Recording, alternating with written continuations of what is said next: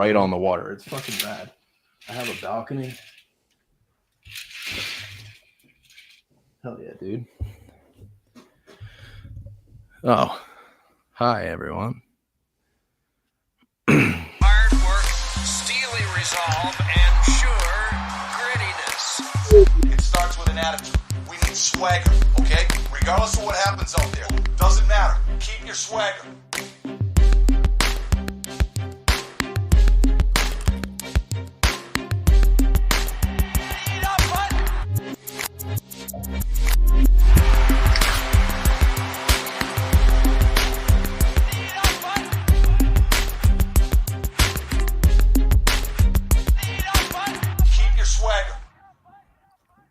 Hello, everybody. Welcome to the 5-Hole Fantasy Hockey Podcast.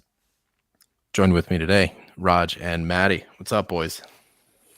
Hey. Great to be here, fellas. All right, so we're running a little bit late. The boys waited for me. I had a bit of an incident on my flight down here. Just got to the room. Fort Lauderdale, right on the beach. It's fucking rad. Yeah, we had to have the cops come, so it was a whole thing. But those of you that are joined us in the YouTube live, thanks for waiting. Shit, let me get my notes and everything. Like, I literally just came in the door, still in uni. Yeah, dude, you just throw out that cops came. You're in Fort Lauderdale. Is it Scarface situation? Yeah, like, we need some details. No, dude, it was just. I mean, I'll tell you what I can, but this guy was just being an absolute prick on the plane. I was working number 2, which means I'm in the back, but the number 1 was this girl. And the guy was like berating her because he didn't get chicken for dinner. And because he was in the last row. So like you take your orders front to back and what was left was left. And he was like hammering away at this lady. And eventually he like threatened her verbally. And that was a no-no. Don't do it. So yeah, we had the cops. What a mutant. Imagine going to jail over airplane chicken. Like, right. You have to tell your boss that. Like what'd horrible, you get up to? shitty rubber chicken. What's fucking best case scenario? Like you get the worst or the best airplane food that we have available. Like it's still your best case scenario is not that great. But yeah, the cops came, they needed a statement and literally just rolled in. Like my suitcases are everywhere in this room, but it's a really nice room. Like 95 degrees here in Florida, humid as fuck.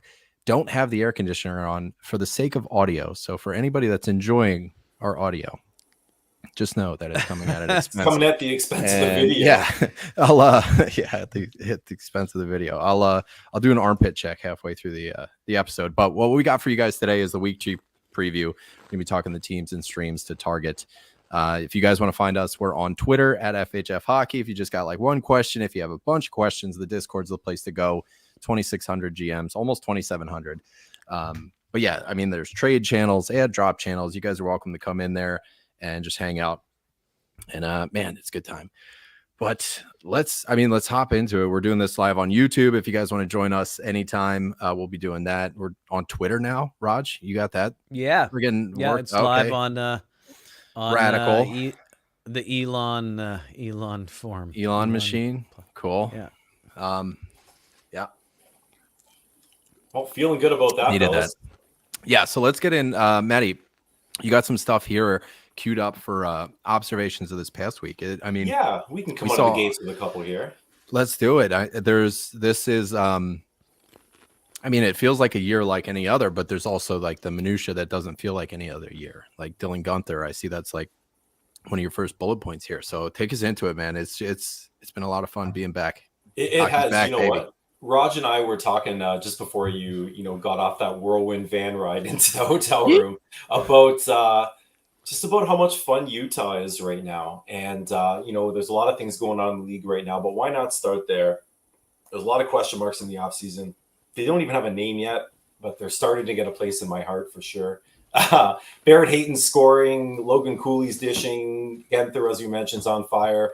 Nick Schmaltz is schmaltzing it up like he normally does. Like, they're scoring goals, man. They've played 3 games, including tonight. They've scored 5 goals or more in every game. They won tonight 6-5. Sorry to the Shesty owners. But yeah, they beat the Rangers 6-5. I know.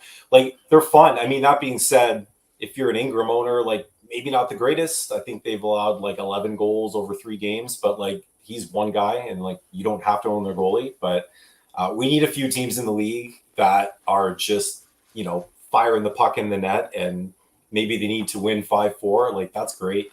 And like from the shit sandwich that organization has been for the past like however long in Arizona, from ownership on down, like I want them to have some fun in Utah.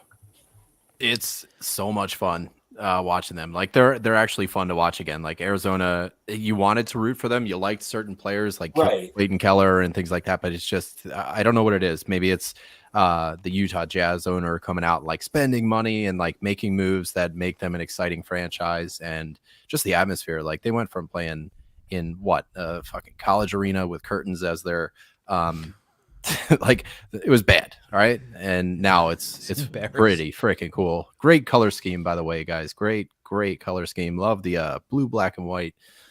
Would that We should do something like that. Yeah, I wonder where they got that from. I do like there's a few things like Logan Cooley, like he's a center. It's 47% owned. He's doing fucking great. Barrett Hayton's a big one too.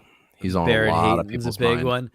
One guy that I was kind of gambling on, well, not even gambling on, but is Dersey. And I mean, if you're he's got 2 points in a couple of games and 7 blocks in 2 games. So there's stuff to be had there. Yeah, fantasy goodness out in Utah. That's awesome. Yeah, and like I say, sure. just good vibes. Vibes are high in Salt Lake. Yeah, absolutely. Yeah, I mean, same thing in Vegas, fellas. I know, again, a couple games in, but like they're scoring goals. They got 12 of them, I think, through the first couple games.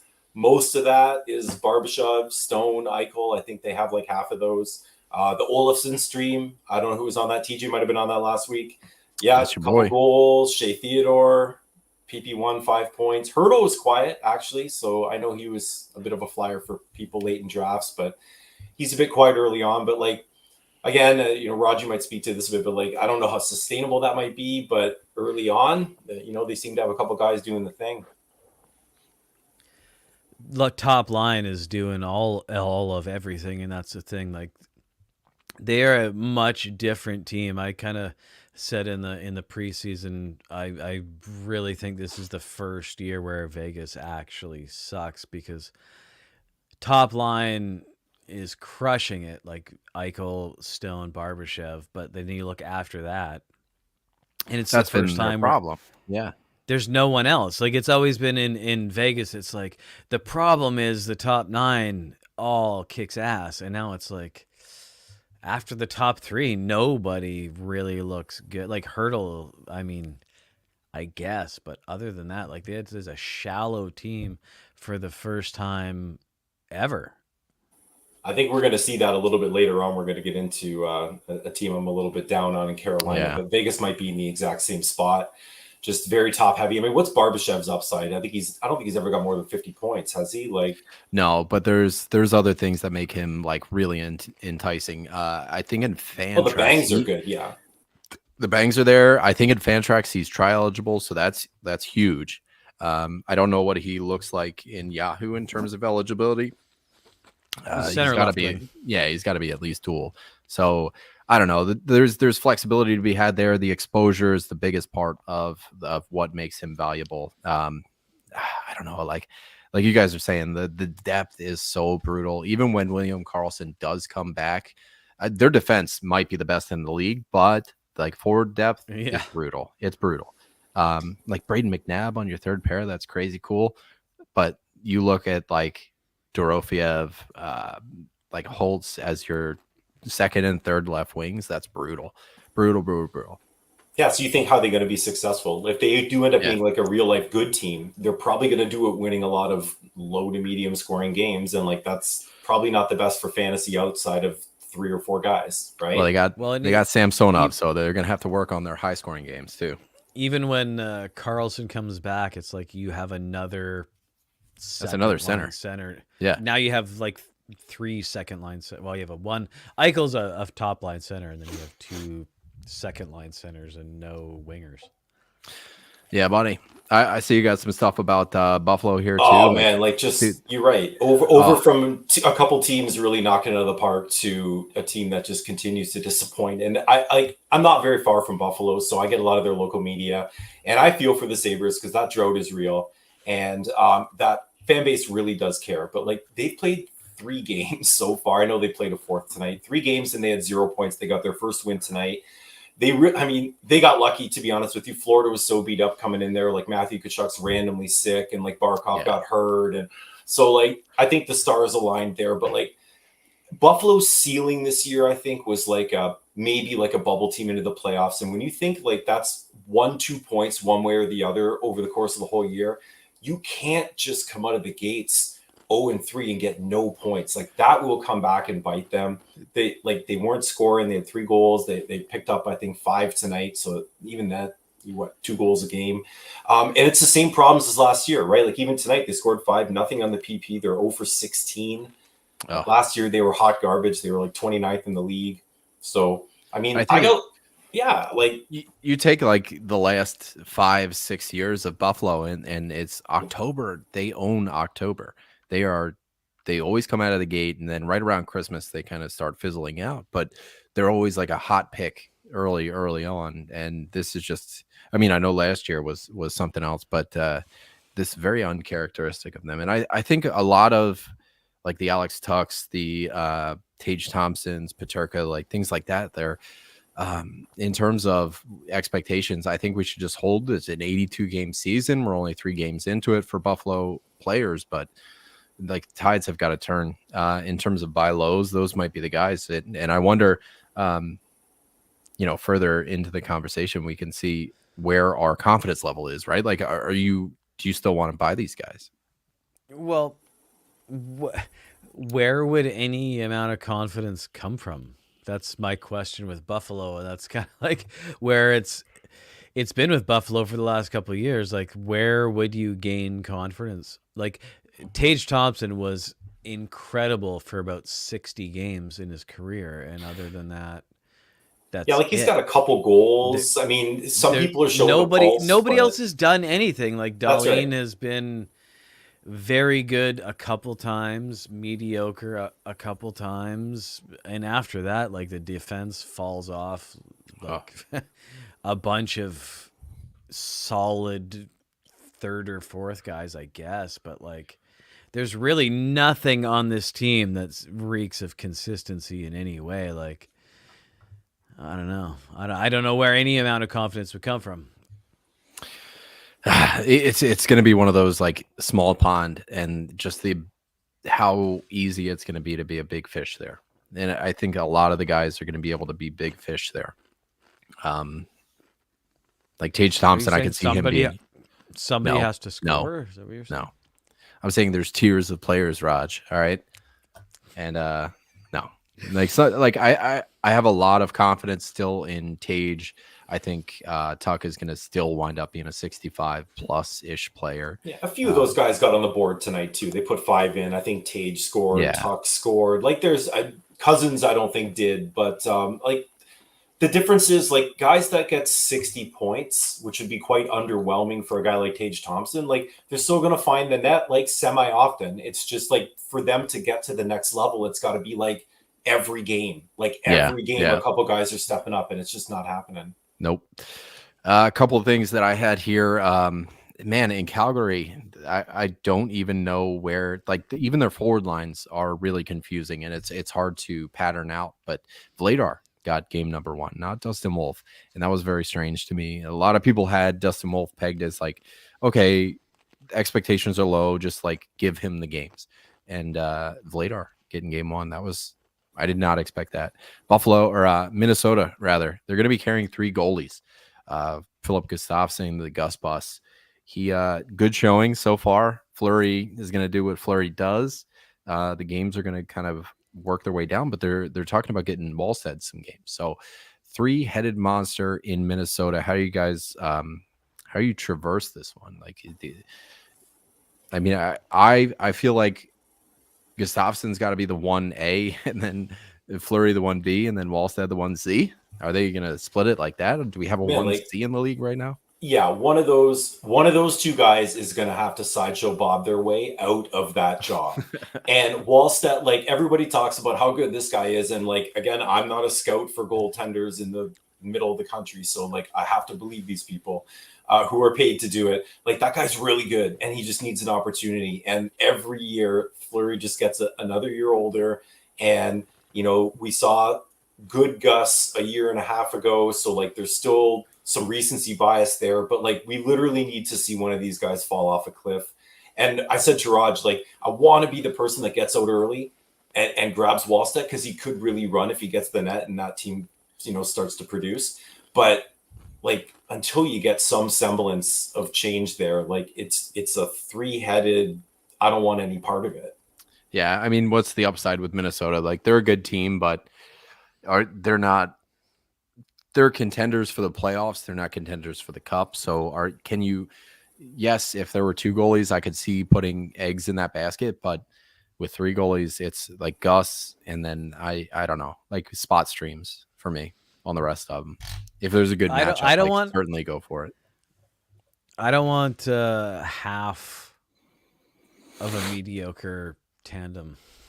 How about a third? Can I interest you in a third of them? I don't want like a solid third. No, definitely not. Top performances here, man. Like there are, man, like Maddie, you got to the notes first. So Gunther. Well, yeah, I mean, Gunther was an easy one. He tonight, I think a goal on 3 shots. So he's got 5 through 11. Dilly guns, man. Dilly guns. Yeah, I said to Roger earlier, I'm like, he threw Dilly guns in the show notes. It's either a fucking awesome snack I've never heard of, or it's the nickname he's got for Dylan Guenther, because that was me. I'm going for the Dilly Guns. That's, I like it. I'm christening him that. But yeah, the other I tried to edit the sound to get the give me fuel, give me fire, give me Timo fucking Meyer, because Timo Meyer was absolutely, he came out and did the thing. He started off on that away trip, scored, and he's continued to be valuable. He's shooting, he's hitting. So yeah, Timo for sure. Mark Scheifele. Timo, thanks. Yeah, Mark Scheifele's like, top of the boards in terms of where he's at. 3 goals, 10 shots. The St. Louis guys. And I did want to put a quick shout out.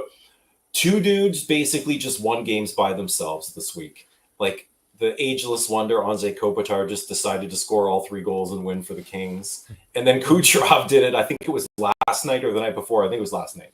Kucherov did the exact same thing. Just, I'm going to score all 3 goals and win. He was like, I saw him camping out at the blue line. He wanted to get that empty net hattie. Absolutely. Yeah. So, hey, listen, this is also, I mean, Kopitar notwithstanding, that's why you draft the Kucherovs, because they can like just go out and win you a week in one night sometimes.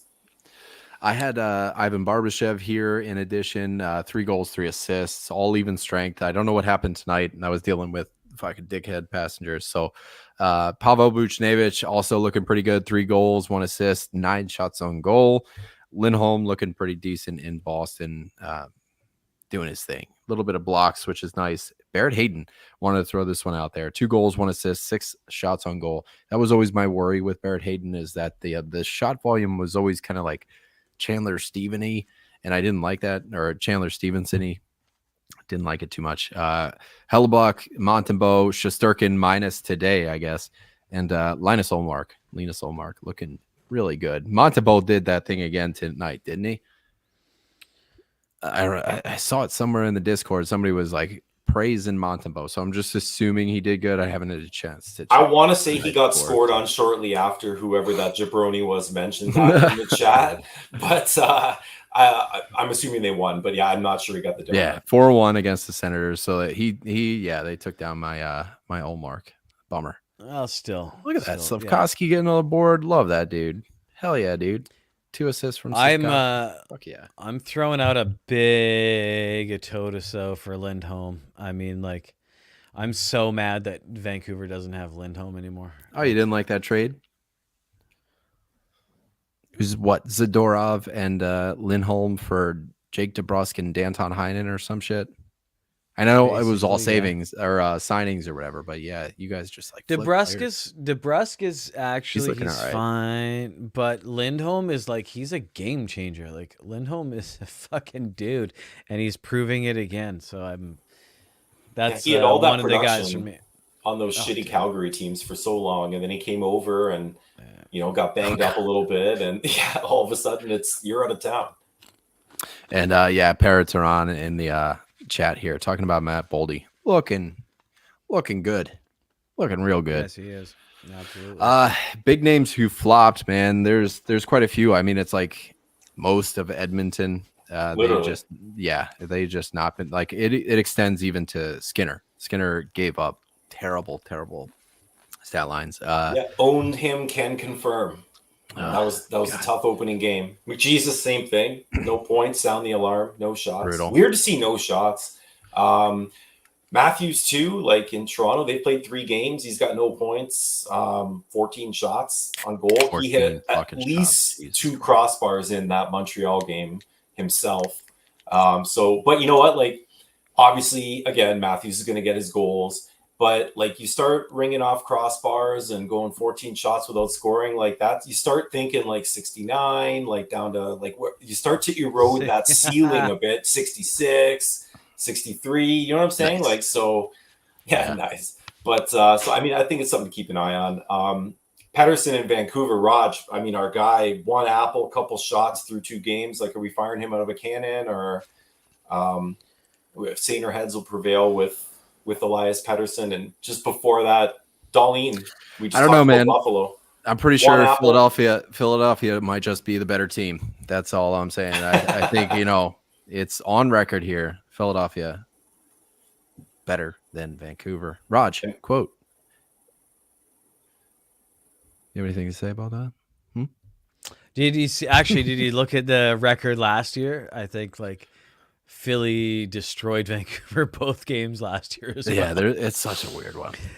But in terms of Pettersson, I don't know. I have it in the notes a little later to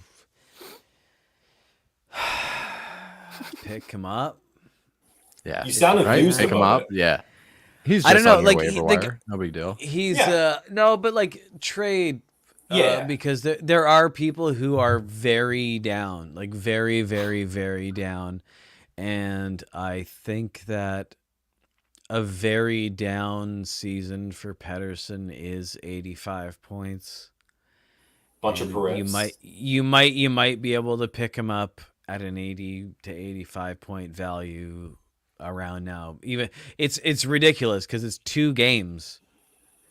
2 games. Yeah, we let him marinate a few weeks, maybe. But still people. It's Vancouver. People are freaking the fuck out. Oh yeah.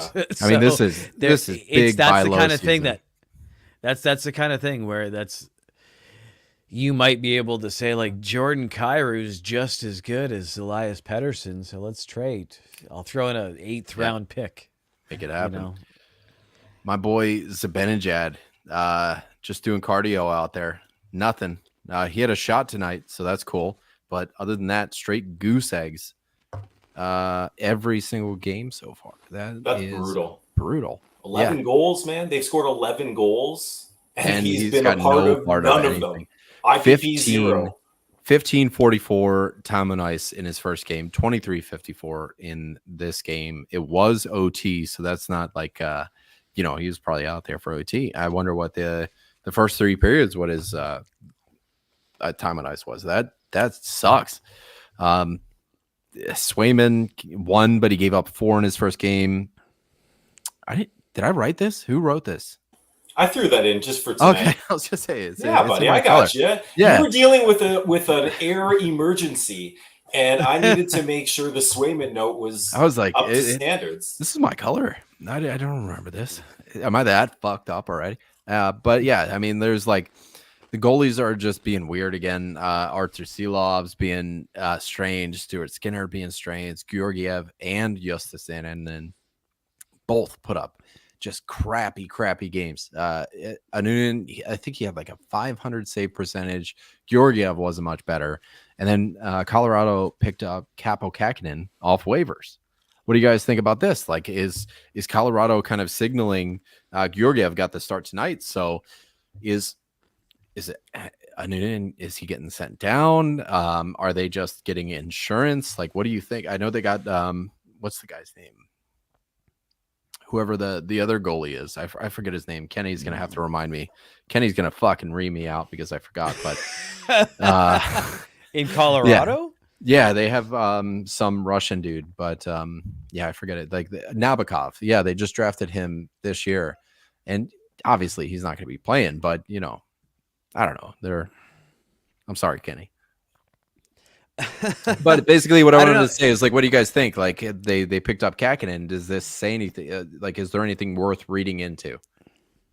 I just don't think, like, whenever, like, if you can't even answer the question, that is not a goalie you want to pick up. Yeah, that's a tough look. I mean, the only thing I think that saves Colorado goalies in general, because, like, I mean, Georgiev, Anunin, like, whatever, you're basically, if you're in a league where wins from a points perspective have like some outsized value, or even in a Cats league where maybe there's only 3 goalie categories and one of them's wins, like maybe you can justify the Colorado goalie because they're going to win more games than they lose. But like their stats are usually average to well below average, and so there's got to be better there. And like if there's anything, any quantity stat league, like I could see it.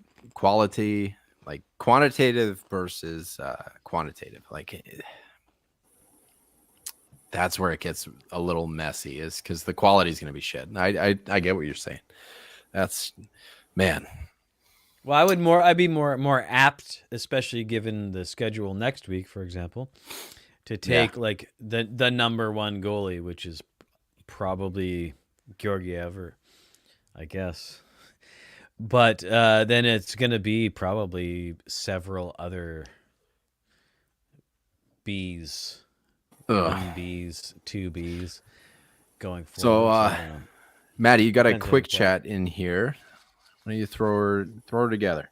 Oh yeah, boys. All right. So I was doing a little bit of prep for the show here, and I was over on Dobber Hockey. Shout out to Chris Kane, actually, who wrote this article, and I was really trying to get a sense of like players that do really well in October, and then like do they actually hold that production through the end of the year? And Chris literally wrote this article, so I'm pulling some stats from the article, and I wanted to give him a shout out while we did it. So like last year, 2023, there were 64 players that were point per game in October, but only 24 players ended up full point per game through the full season. And like not all those 24 players that ended up point per game started point per game. So when you kind of hash it all out, 40 of those 64 players, right, that started off the year point per game in October did not finish that way at the end of the year. So basically call it 2/3. So like, obviously, why?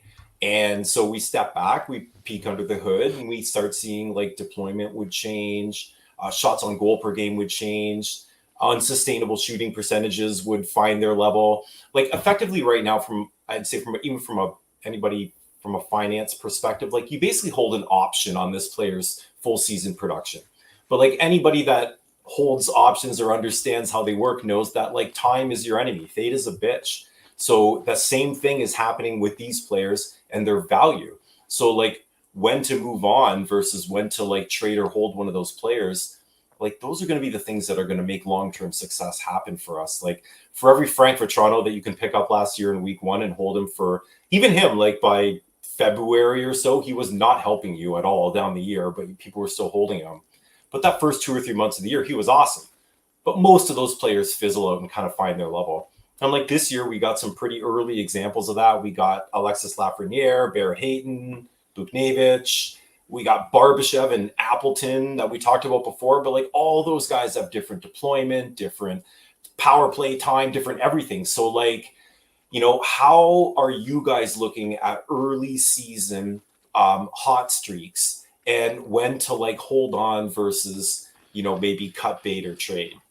No, I think these 5 names that you got here, Lafreniere, Hayden, Buchnevich, Barbashev, Appleton, this will be a fun exercise.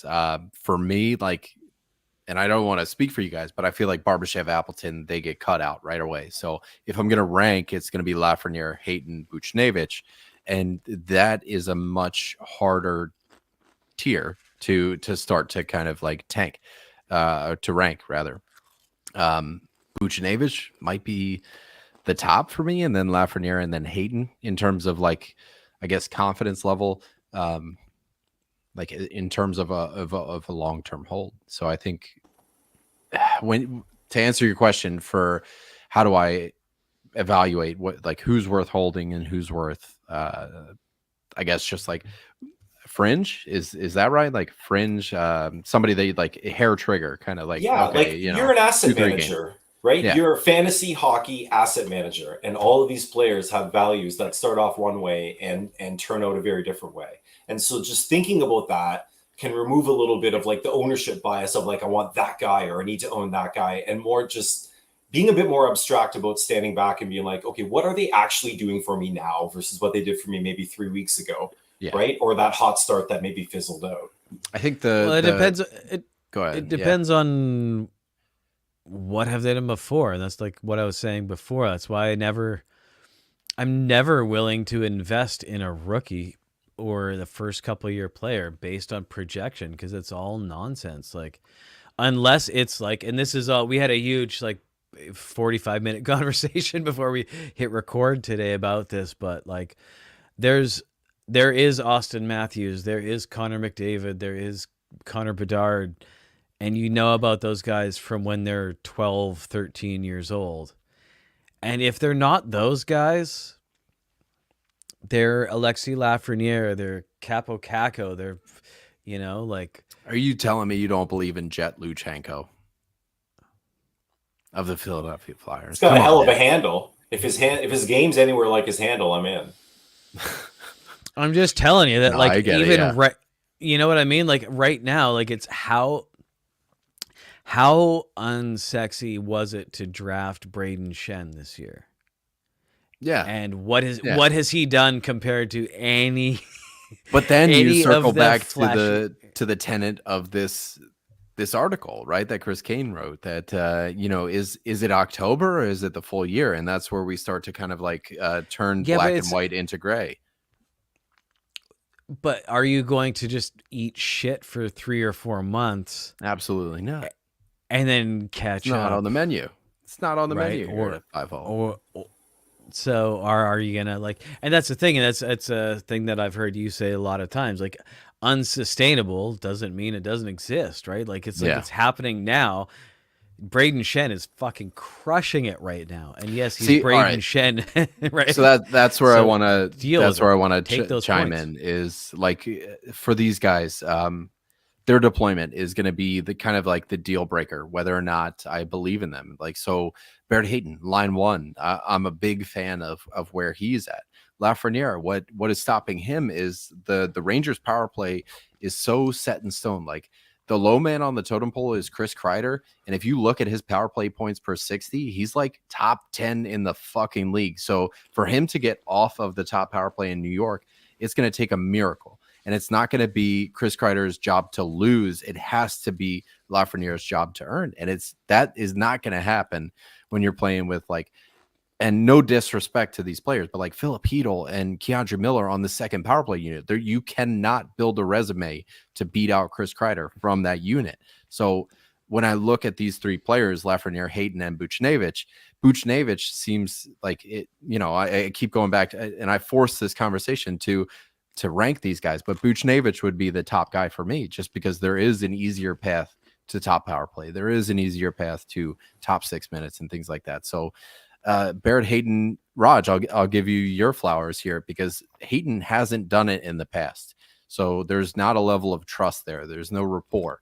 And Lafreniere, I just don't see a path for him to have sustainable, I cannot drop this guy sort of production. So Buchnevich would be the guy. So yeah, you can like it. You just don't have to marry it early on. And there's lots of other guys. Like we just picked a random handful of guys here, but like there's a lot of other players that'll fall into this category in the first 5 games, 6 games of the season. It was a great crop of players. I think it was good choice.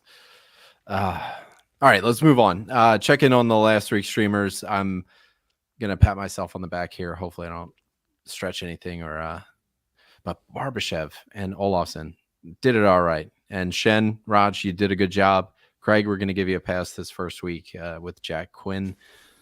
Yeah, that's tough. But I mean, Buffalo had the recipe was there for a good week, but it just didn't happen. But yeah, Barbashev, Olofsson, big fans of what they were able to do for my reputation. Thanks, boys. No sympathy for anyone who bets on Buffalo. And Jake Yeah, Neighbors, not so bad. unfortunately. Well, listen, yeah, you're Raj. You had two players Hey, combined there's for a Greg. pretty good total, and like one guy did all the work. Craig's in the chat. Oh no. So just Craig, know we weren't hanging you out to dry, bud. no. All right, let's get into the week ahead, right? So we got the news, the notes, the talking points, things like that. In terms of injuries, Barkov, man, what have we heard on Barkov? Anything worth talking about? That lower body, from Yeah. what's been reported, 2 to 3 weeks. Looks like his replacement up on line one's going to be Anton Lundell, both on the power play and even strength. So, I mean, I don't know what his roster ownership is right now, but I guarantee it's probably under 10 or 20%. So, Yeah. if 2 or 3 weeks, that's pretty great deployment. And I'll tell you what. So the line combos that are coming out actually have the Bennett for Higgy Rodriguez line on top. Follow the Tom and I see if that actually wound up being the top line. But like, would Matt Tkachuk coming back fuck with the chemistry of these line combinations at all? Like, could you see, Tkachuk, Bennett, and Reinhardt being the top line? Or are they going to try and spread it out for the time being? So basically, what I'm trying to say is like, wait to see line combos when Matt Tkachuk's in the fold as well. I think we know what the recipe is for when Barkov's out, because unfortunately it does happen 10 to 15 games. And usually, at least last year, like Lundell was the guy that was up there. So this isn't really surprising. Yeah. So when Barkov went down, Lundell was the guy that was out there with the big boys. So that was the snap decision from Paul Maurice. So I assume that's what he's going to ride with. Jonathan Drouin, he's out for Jonathan Drouin amount of days. That's what he does as well. Yeah. I mean, that's what's going to happen. Nikolai Kovalenko taking some fun. Oh, no. I literally just got a notification that Joel Eriksson just changed the day-to-day. So he must be hurt. Oh, he left Saturday's game early. Did not have an update on X status after the game on Saturday. Yikes. Fuck. Jeek is huge. So that's going to be a big one. Ryan Hartman's season, I guess, until Jeek comes back. But yeah, let's talk about some other headlines here. Matty, you got some stuff queued up, man. What do you think? There we go. Yeah. We've, I mean, how can we start this without talking about goalies a little bit, fellas? Lots been happening in goalie land right now in the league. Probably rightfully so, too. I mean, they've been a little bit unloved over the last little while in terms of some of the skaters and how teams allocate their cap. But like, just this week alone, right? We had Swayman finally signed in Boston. We had Allmark quietly, I think, signed in Ottawa. Decord signed in Seattle as well. And interestingly enough, only Swayman took the max 8 years. Allmark signed for 4. Decord signed for 5. Shesterkin notably has not signed, turned down 11 years. There not is yet. rumors. There's rumors Okay. out there. It hasn't been like confirmed by any of the big insiders, but there has been a tweet by Joseph, Hockey Joseph 10, per the 2 Mutts Hockey Pod, that the New York Rangers are close to signing Shesterkin to an 8-year extension worth $12.5. So if we're talking rumors, that's a lot of money, dude. So actually, biggest goalie contract in history. It is. History. Yeah. And I did a little bit of napkin math here. I did not know any of that was happening here. But like my point coming up for a guy like him is like, we've got a rising cap environment, certainly over the next 4 or 5 years. And the CBA that's coming up is going to need to reflect that. There needs to be a better carrot for teams to offer players than the 8th year, because it's not that anymore. And the best players in the league are making different choices around AAV and around contract length, similar to the NFL in that regard. They're betting on themselves and they're betting on a rising cap. Just think about it. Like an owner obviously would want to cap your income in today's money compared to what you're making 5, 6, 7 years down the road. So like Shesterkin's 11 million that he was asking for before, like that's 12.5% of the cap this year because it's an $88 million cap. Well, 2027, that cap's estimated to be 101 million. So that 11 is now 10.9%. Interestingly enough, 12.5% of that cap is 12.6 million in 2027. So like you can see where players are factoring in this inflation into their contract. And like just generally, like if you believe the cap's rising and the game's growing, why would you want to lock in for that long? I mean, I see why goalies are making some of those changes right now. And I mean, I like to see it. I really do think that players should be in a position to maximize their income when those few opportunities come up. I think Shesterkin was after like a Carey Price percent of the cap. And, that's right. And I do think that, along the lines of what you're saying is like players are not negotiating numbers anymore. They're negotiating percentages. So, absolutely. And part of that is projecting where the cap's going to be at the end of their contract. So if they are starting to like, if they're putting 8 years on the table, waiting for a response from the team, they're projecting where the percentage is going to be 8 years, and they need to get paid early to kind of like even out. So I see where he's coming from, but 12.5, holy fucking shit, dude! Like that is so. What is he going to be like? The third or the fourth like highest player in the league? Not to mention like easily the highest paid goalie. Or like Carey Price did that after he won a fucking Hart Trophy.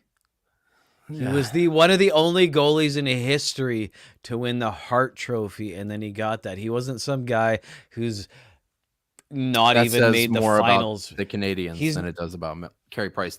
Taking nothing away from Carey Price, but there was like what has Shesterkin Carey Price did that on a team that was bullshit. Shesterkin is doing it on a team with like insane top 5 players. Like it's crazy. So Shesterkin has not made the finals. He's not done anything of any significance, and it's because he's in ARB with him right now. You're on the other side of the table now. Yeah, right. Well, what has he done? Have you done, Igor? What has he done? Like, what has he done? What tides has he changed for that? For 12 sheets, you better have a laundry list of what you've done. Yeah. Well, I'm living in a market of a guy sitting here with 12 sheets who's doing nothing. And I know exactly the conversation. It's like, if you are having a top 10 salary, if you're having the biggest salary in goaltender history and you haven't even fucking like made the finals before, like what are you talking about? What are you talking about? Yeah, that's a bit tough. So, I mean, I hope that comes together. And what is it based on? What is it based on other than you live in New York? He's good. How good? That teams used to play. I mean, they had whatever he says he is. What has he done? They haven't made it as far as a bunch of other teams with other goalies. So that's just the thing. That's the thing. Where does it come from? They're my pick for the cup, man. Yeah, man. Matt Murray has won 2 cups for fuck's sakes. Exploding as we're talking about all this goalie. All right, we gotta get off. Yeah, man. I'm gonna go into Carolina. We gotta get out of this. Yeah, man. Like honestly, guys, if we're gonna look at a team that maybe might take a bit of a step back after really being a bit of a darling in the NHL for the last couple of years, I'm throwing a little bit of my chips behind Carolina, maybe taking a bit of a step back this year. And I know their division is not that difficult. What? Well, like again, they were 111 points last year. Like they've made it to, second to third round. Like it's an easy division that they're in. So like even if the Devils and the Rangers are good, like they can probably still be a third place team. But like I don't know who's going to score for them. That's my biggest problem. Like if you look at all the players that aren't on that team right now that were there last year, like part of Gensel, Teravainen, Nason, Shea, Pesci, it's like 63 goals that are gone. So, I mean, they might still be good, but I think they're going to have to continue to be even more of a blanket style team. And like, it's not really great for fantasy upside if you're winning a lot of like 3-1 games and 2-1 games. So, and that goes with like them having 2 pretty solid goalies. Koch was really good last year. If one of those guys gets hurt, which is like an annual appearance. Yeah. Like we could name a fucking comet after it. Like there's just, I'm out. I'm even more out on Carolina than I would have been. Dude, well, Rod the Bod, he is the worst coach to have in this situation. Like any other coach would just throw all the minutes at the top line and just have all of your big guys going out doing everything. But he is so obsessed with the only line he keeps together is his third line, and like everybody else is like rolling lines. So I don't know. Rod is bad for this. And I agree with you. I think this is a team that's going to take a step back, but you would think 60 goals is not going to get replaced, but you would think that your top line, hopefully it stays together. Svechnikov, Nietzsche needs to get going too. So that's going to be a big part of it. They're the fucking Islanders, dude. They are I'm not into Carolina whatsoever. The big part of it is going to be Svech. Like if any year is the year for him to prove it to all of the Svech believers, this is the year. So we really need to see it from him.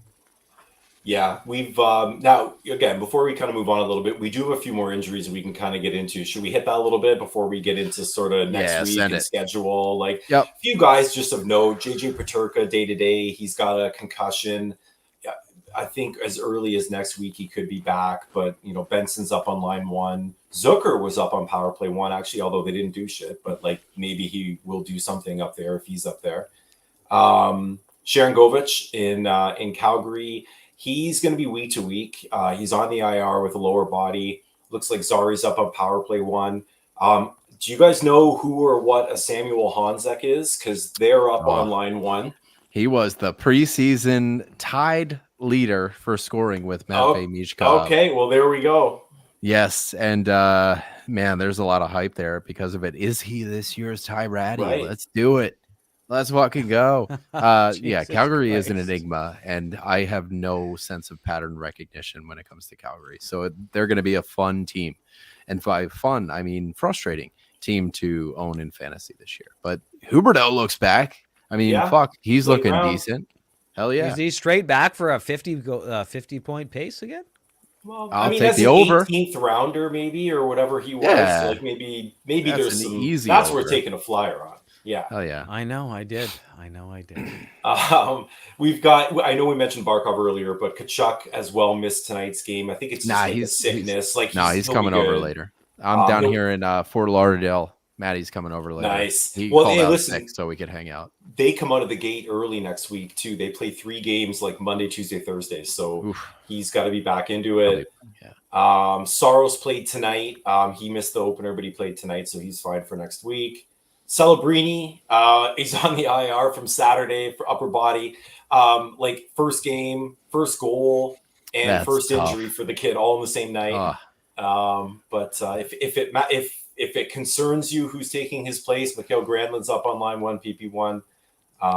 So if their schedule warrants it, they could be worth a stream. I have a impromptu new segment to propose right now. The floor is yours. I'm playing Craig right now, and look at our score. Can't see it. The logo's in the way.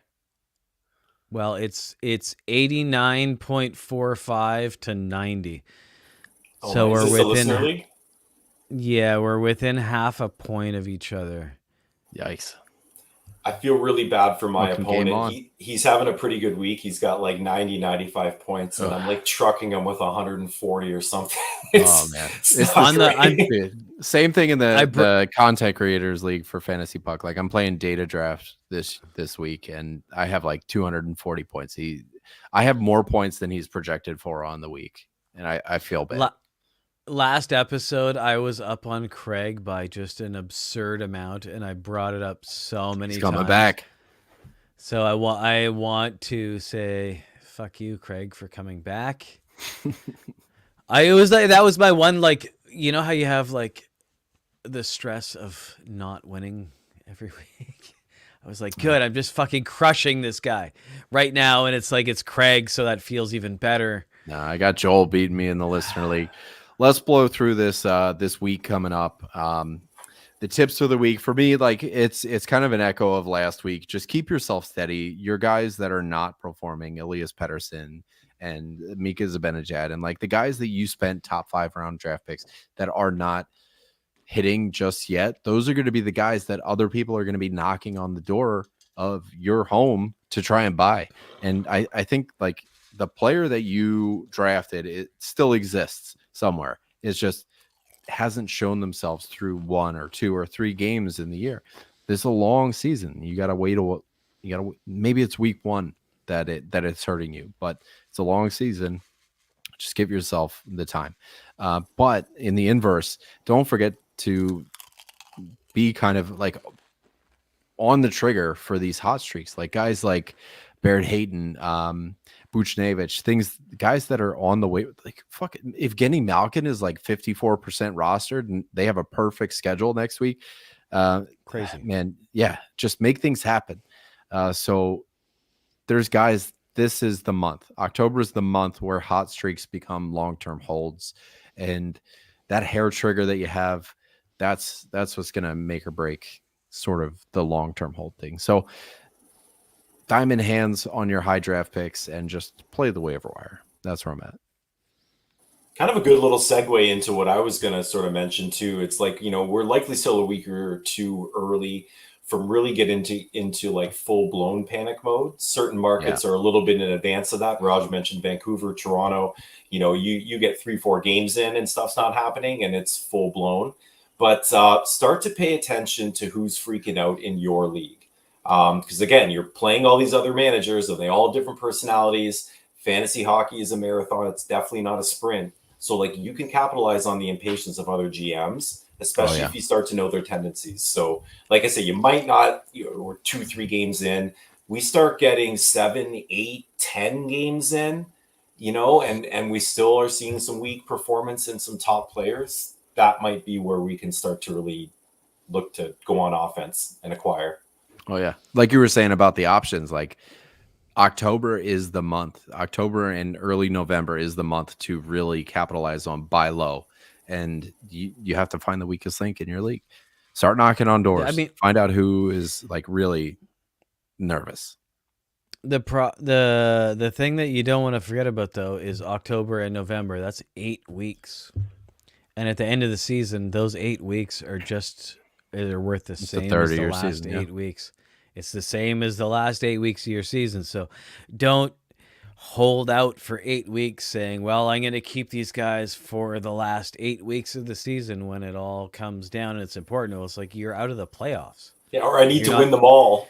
Like, and that's the thing is like, I do agree with what both you guys are saying is like, don't freak out. But at the same time, like you got to win weeks. Like if you're getting into like the situation where you're holding on to too many guys, like, I mean, I'd say maybe one guy on your roster can be like, I gotta hold this person even though they're on the if it's more than one person, like you gotta move, like you have to win, because like I said, like a week 1 is worth the same as week 40 or whatever, right? Like it's a week 1 in terms of those kinds of head-to-head leagues. So. Looking at the schedule ahead, the game count per day, this is a light week. 49 games on the week, I think it is. And you got your typical heavy nights, Tuesday, Wednesday, Saturday. There's 2 perfect schedules here. It's Colorado and it's Pittsburgh. 4 games, 4 off nights. So if we're talking about if you have limited streams or whatever it is, but your week-long streams are going to be Colorado and Pittsburgh. Everything else is going to be spot starting kind of around that. Off nights, 4 games played. That's Colorado, Pittsburgh, Los Angeles, 4 games played, 3 off nights, and Anaheim, 3 off nights, 3 games played. The weak opponents, man. So if we're talking about teams that have like good schedules and weak opponents, I don't mind Los Angeles here. They've got Montreal, who actually looks pretty decent. Ottawa, who's like historically can give up whatever, but I think Los Angeles and Pittsburgh might be my favorite. So Montreal, Buffalo, Carolina, and Winnipeg for Pittsburgh. And then Los Angeles has Ottawa, the Maple Leafs, Montreal, and Anaheim. So part of me like really wants to go hard on Alex Leferrier here, not Alexis Lafreniere, but man, Los Angeles looks pretty good. You're missing out on one off night, but that's still such a good schedule for me. I don't know. And it's where the you guys at Thursday with this too. one? So like you might be able to slide that game in. I think what is it, 11 games on Thursday. So like you might actually be able to fit that in depending You're on not your far off. setup. Yeah, I don't know. I mean, even Colorado with 4 games and the 4 off, like they start out against the Islanders, and like I don't think anybody's too worried about that. And like they played the Bruins Wednesday, but then they finish with Anaheim and San Jose. Yeah, So, that's huge. I mean, again, there's limited options for Colorado, but that Casey looks pretty Mitz. enticing. Yeah. Casey Mitz definitely leading the way in Colorado. Worst schedules. So as much like Calgary had a really tough week last week. I was holding Huberdeau. I dropped him in favor of Anthony Beauvillier for the Pittsburgh schedule next week, but they've only got 2 games. Neither of them are on off nights. Minnesota's the same deal. So in terms of like your worst schedules, guys that you're moving away from, that's the ones you're looking at. Toronto's got 2 games with 1 off night. Winnipeg, the other team with 2 games. They are both on off nights, Friday, Sunday, but they've got nothing until then. So if you're holding like Velarde for this first good week in terms of scheduling, I think Velarde's tough a to drop. hold. Yeah, Friday, you can't. yeah. You can't. That's 4 bench spots that you're Nice that late you're week stream though. consecutive. Yeah, I think on Friday, Saturday, that's going to be one of the teams that's worth talking about. But until then, I think he's a drop. Hopefully he's back there. But let's get into it. Like the waiver wire. Let's talk about these teams. Colorado first off. Drouin is out. Maddie, who are you picking up? I mean, Middlestat jumps out early on. We just mentioned it earlier before. 18% owned. He's center on line 2, power play 1. Ross Colton as well. He's 2% owned. He plays in the same line with Middlestat, even strength, but he was up on power play 1 briefly as well too. So, I mean, I'm gonna have to monitor it closer to game. So, however anybody that's listening or watching, gets their game day info, you need to be getting that stuff up to game time, because especially with Colorado, there might be the worst for that. That can change real quick. Raj, who are you picking up here? Well, I mean, for Colorado, I think you said it. Like Casey Middlestat is absurdly available. Like he's one of those guys who seems like he should be very very owned, and then you look at certain leagues and he's just not owned. He's got the Buffalo stain though. Like that's the thing. We talked about it. It's just like it takes a while to for that to wash away. Well, and that's fair, but that's the thing. Like you don't like. That's the kind of thing you have to forget about, because he's probably going to be on the top power play. Yeah. He doesn't shoot much historically, but deployment's insane.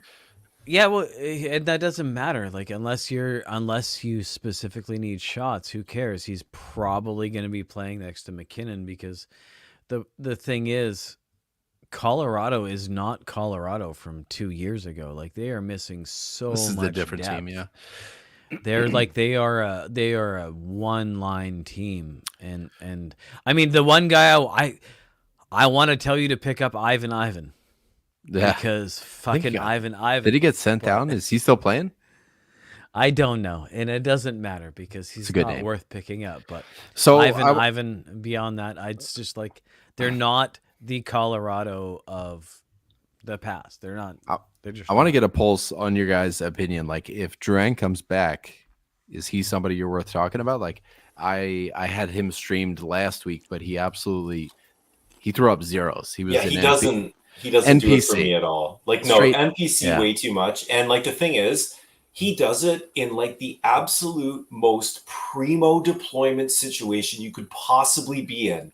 And it's like, if your upside's 48 points and you're playing with Nathan fucking McKinnon, like, I'm sorry, man, we're going somewhere else. Like, you are like actively trying not to score, and it's just infuriating. Like that's why I picked him up is for the deployment, and it was insane that it was all zeros.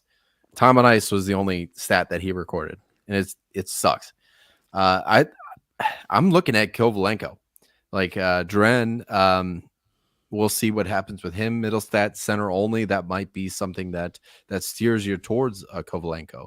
Right wing, in the game where Dren got all messed up, Kovalenko was seeing those minutes, and Kovalenko really looked good in preseason. He's one of the players that the coach was saying, like, he's, I think he got first line. I remember seeing him in a blue sweater, which meant he was on the first line. So Kovalenko could be a sneaky ad this week, but it's going to be one of those that you need to monitor because his deployment is going to be just, it's on the fence. It's teetering, right? So it's like, it could go either way. If they do put him on the top line and it doesn't work out, they have other options.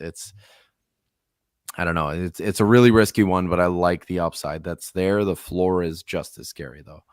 So I don't know what you think, but I think Middlestat's probably the safest, highest upside bet, and I'm with you guys there. I'll go Sam Girard too. I think there's like fringe relevance there. Yep. Like I don't think the 2 assists that he put up, like, I don't think that's where his expectations should be. A little bit over indexed, like if you're pacing it out for the rest of the season, but the exposure is good. And, the time on ice is good. So I think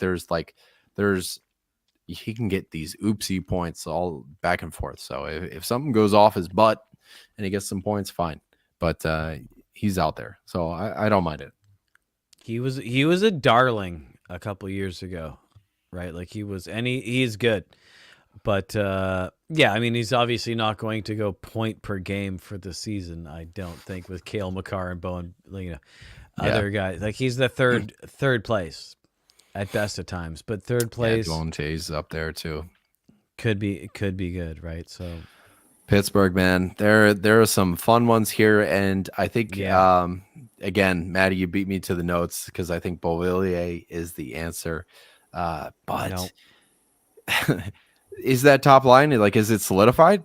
Like, are they going to have Drew O'Connor up there? Is it going to be Rucker McGroarty? Is he going to get his turn on the top line? And that's where the risk comes in with Beauvillier, is that third spot. Now that Rust is finally back, that third spot is, man, there's a hair trigger that's there. They're going to put anybody they want up there. But Beauvillier, 9 shots on goal, 2 goals. I think he's put up enough points to he'll get another game. So if he keeps doing this, I think he stays up there. Yeah, Russ came back tonight. I know he's 61%, so 2 out of every 5 leagues he might be available. He didn't score or do anything tonight on the score sheet, but he took a couple shots, he got a couple hits. He played over 20 minutes though, and was up on line 1. So I mean, if that's the case, that might change a little bit. It doesn't change the fact that I think it was Raj mentioned it earlier, right, with Malkin. I mean, if he's still available and you're able to stream him for next week, yes. Like, sometimes just don't overthink it, right? Yeah, Malkin 54% roster. Just go check. Yeah, Pittsburgh's pretty interesting. That's one of those things. Like center only, it might deter you, but because there are 4 games, 4 off nights, like the chances are your center spot on your roster is going to be open. So I think Malkin's a good play here. If you need a little more flexibility, Beauvillier is the answer there. Raj, you got Rickard Rackle here. What do you like about him? I like a lot about him. I mean, he's, if we're thinking 3 years ago, 4 years ago, there's lots to like about him, and it kind of seems like he's a little bit more along those lines. Like he's taking shots right now. He's getting hits right now. What's really interesting is he's the second most ice time behind Crosby, who is like, everyone's like, oh, Crosby's so old. He has like 3 minutes more ice time than anyone else on the team right now. Like he's crazy. And then right behind him, like more than anybody else, is Rickard Rakell. So Raquel, Ricky Rax, whatever you want to call him. So they clearly feel like he's playing well, right? If he has that much ice time, and granted Rust was out for a bit, so that helped. But he's when Rickard Rakell is shooting and hitting, that is the sign that he's going to do well. He's kind of one of those cicadas in a way where he seems to have great seasons every once in a while. And given that ice time next to Crosby or Malkin, or I just feel like he's going to be all right. Los Angeles Kings, we got a few guys worth talking about here. Maddie, you and me both like Laferriere. 5 shots tonight, man. 16:56 time on ice, 5 shots. Nothing else. I mean, the Kings have scored 4 goals through 2 games, so not a lot to get in on. Yeah, Kopitar had 3 of them, so yeah, right. So like, what else is there to really get in on?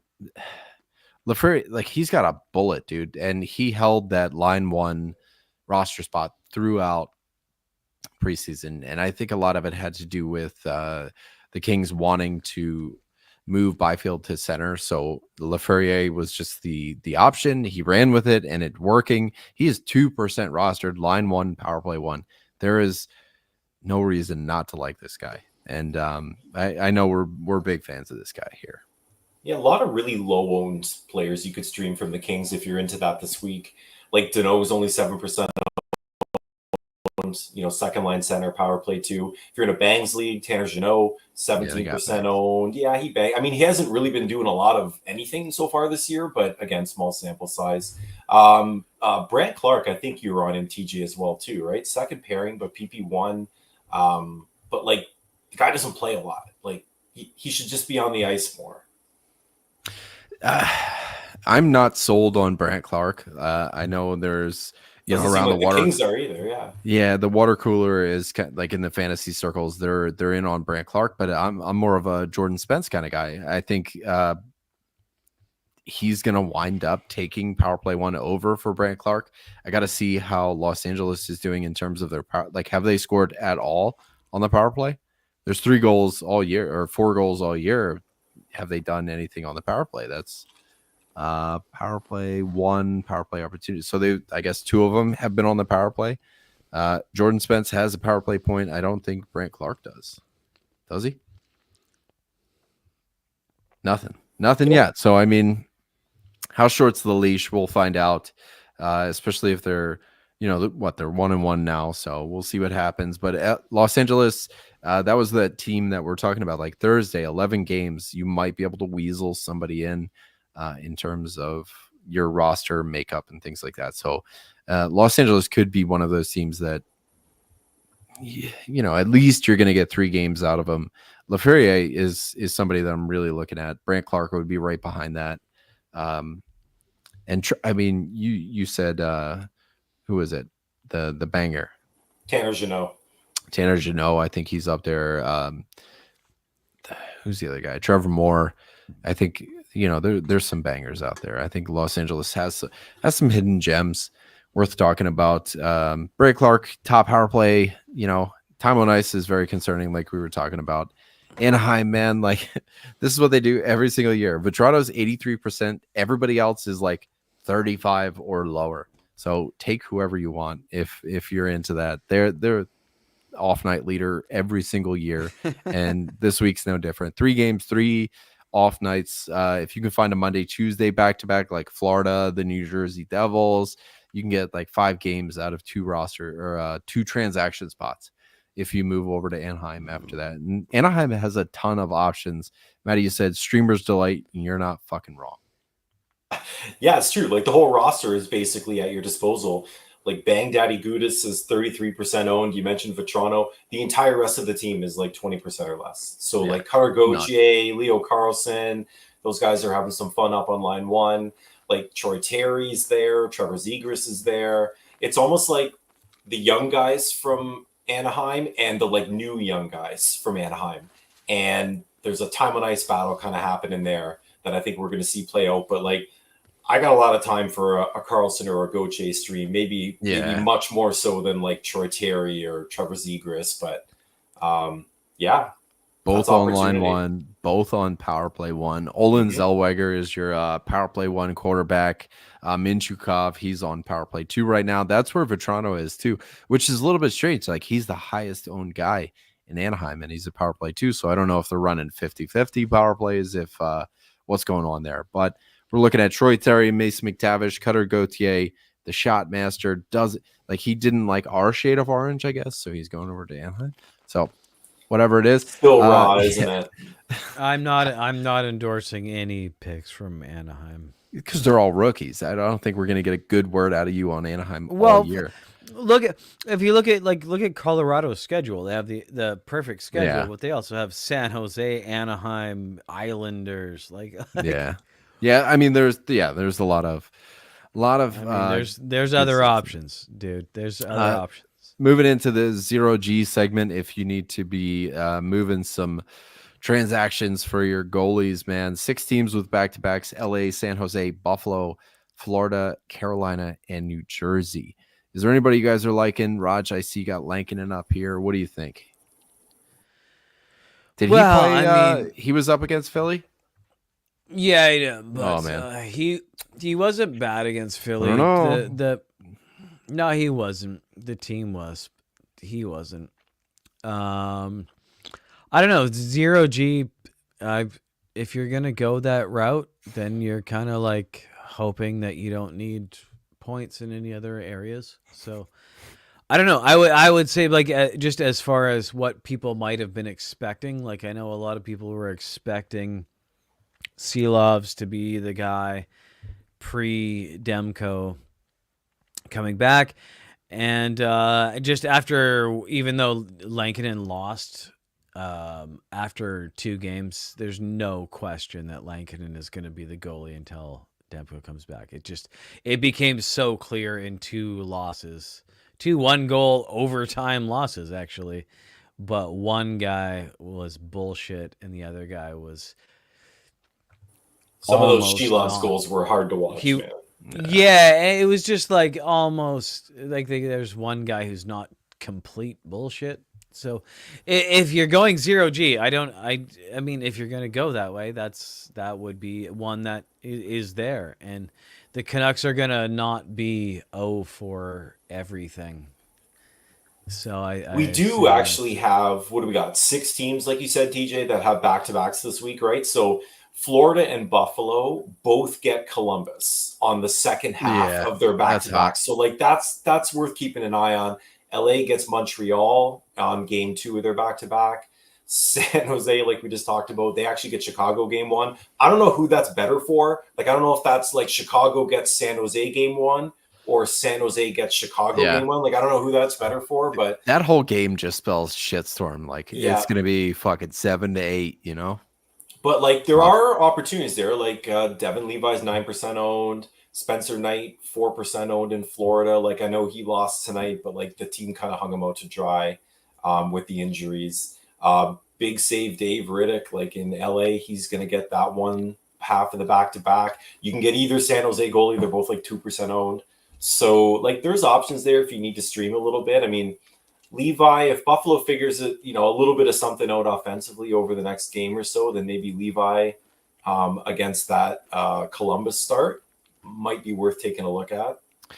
I think outside of Montembeault, nobody's really come out of the woodwork in terms of like somebody that's mid to long-term hold.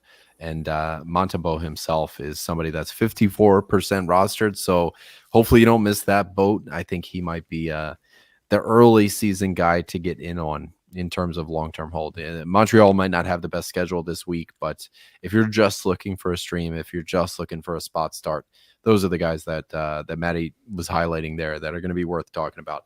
Streamer of the week, Raj, let's kick it off to you, man. What do you think? Who are your picks? Stream of one guy this week. Who's it going to be? Well, I mean, if I was going to pick one person this week, I'm going with Rickard Rakell as far as like just general available guys who might do something. Ricardo Raccellini? What? Yes, you put it's here? getting out of hand. Apparently it's his Italian alter ego. I didn't want to call him Ricky Rax. I didn't want to call him, whatever. Ricardo Raccellini. It's going to be expanded every week until he does something. But I think that Ricky Rax, Rickard Rakell, is a good bet. Just given that, like I said, he's the second highest ice time on forwards And the Pittsburgh schedule is sick. Like, that's really what it comes down to. I mean, you If get I had a Montreal. dollar. So If it BT, comes down to Buffalo, Carolina, Winnipeg, I mean, other than, I don't know, Winnipeg, I guess, there is no reason to not get points in any of those games. my guys, I'm picking with my heart. I'm not picking with my head this week. So take that for what it's worth.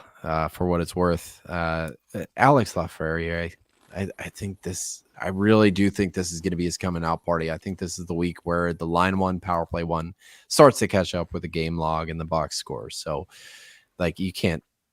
I don't know. I just feel like that deployment and that stability in the deployment, because the coach really seems to have his back. So I do think this is going to be the week where he starts to cash in on that. And I'm a big fan. I think my head says Beauvillier a little bit more. I've already picked him up in one league. I have 2 redrafts this year, and I picked him up in one of them. And I think that's going to be the play. I mean, perfect schedule, hard to beat that. It's a winger position too, so added flexibility.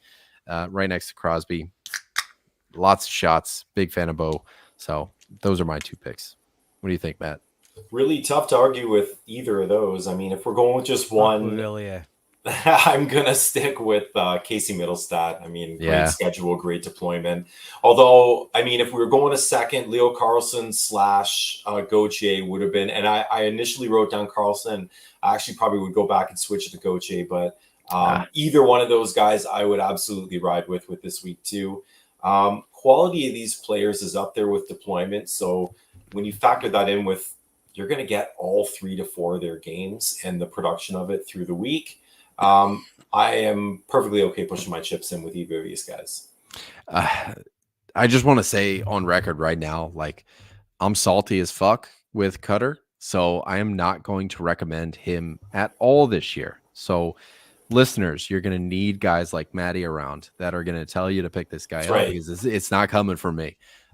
So, do what you got to do. But it's the homer in me that's not letting it happen as a Flyers fan. But that's it for this episode, guys. I hope you guys dug it. That's a week 2 preview. We got the Tuesday trends coming up. It's hard to trend things out for what are we, 4 or 5 games in, barely. Trends are going to be what they are. Sample size is small. Build a trend out of it. Guys like Paul Cotter and still kind of at the top of the league. Braden Shen doing his thing. So it's going to be what it is. But if you want me to deep dive anybody on Tuesday, feel free to chirp us in the Discord. Feel free to chirp us on Twitter. We'll catch you guys then. Until then, Maddie, Raj, listeners, I'll catch you guys later. We love you. Appreciate you guys. Your computer's not doing it. There it is. All right.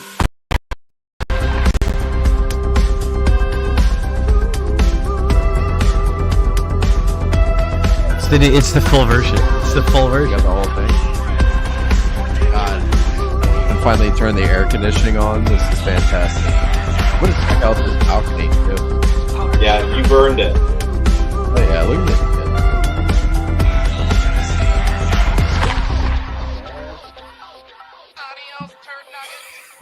There's a warehouse over there talking to me in fucking Morse code. The JT